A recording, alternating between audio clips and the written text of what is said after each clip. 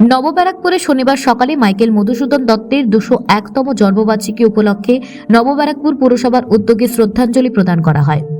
৮ নং ওয়ার্ডের মাইকেল উদ্যানে কবির আবক্ষ মূর্তিতে মালা ও ফুল দিয়ে শ্রদ্ধা জানান পুরসভার উপপুরপ্রধান স্বপ্না বিশ্বাস, বড়বাবু দেবপ্রসাদ রাহা, পুর প্রতিনিধি শিক্ষিকা শোভা রায়, নির্মিকা বাগচি, পুর আধিকারিক প্রশান্ত চট্টোপাধ্যায় সহ আরও অনেক বিশিষ্ট ব্যক্তিত্ব এবং ওয়ার্ড কমিটির সদস্যরা। উপপুরপ্রধান স্বপ্না বিশ্বাস বলেন, মুখ্যমন্ত্রী মমতা বন্দ্যোপাধ্যায়ের নির্দেশে আমাদের পুরসভা শহরের প্রথিতযশা মনীষীদের জন্মদিন পালন করছেন। মাইকেল মধুসূদন দত্তের মতো মহান কবির প্রতি শ্রদ্ধা জানাতে পেরে আমরা গর্বিত।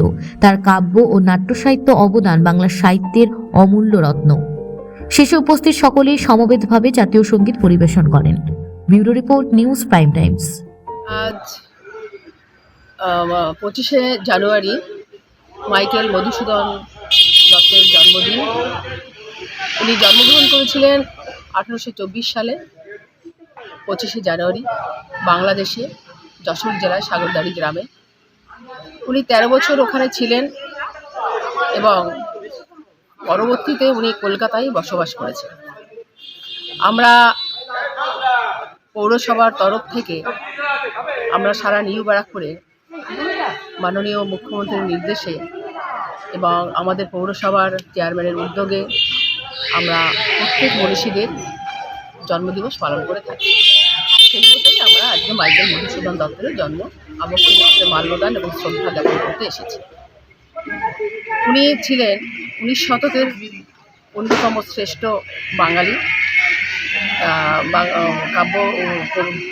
কাব্যগ্রন্থ এবং সাহিত্যের সম্রাট।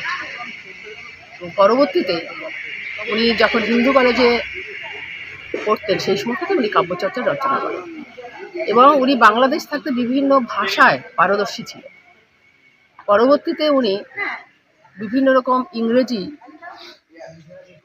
সাহিত্যের উনি সাহিত্য রচনার জন্য উনি মনোনিবেশ করেছিলেন এবং তারপরে নিজে মাতৃভাষাতে উনি আবার মনোনিবেশ করেছেন।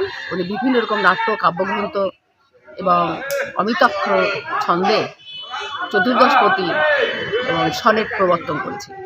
ওনার প্রচুর মন ছিল, কিন্তু পরবর্তী অধ্যায়তে উনি অনেক শরীর খারাপে ভুগেছেন এবং উনি কষ্টকর অবস্থাতে ছিলেন। তাই সব মিলে আমাদের ওনাকে আমরা শ্রদ্ধা জ্ঞাপন করতে এসেছি এবং ওনার প্রতি শ্রদ্ধা জানিয়ে আমাদের বক্তব্য শেষ করছি। আপনার নাম?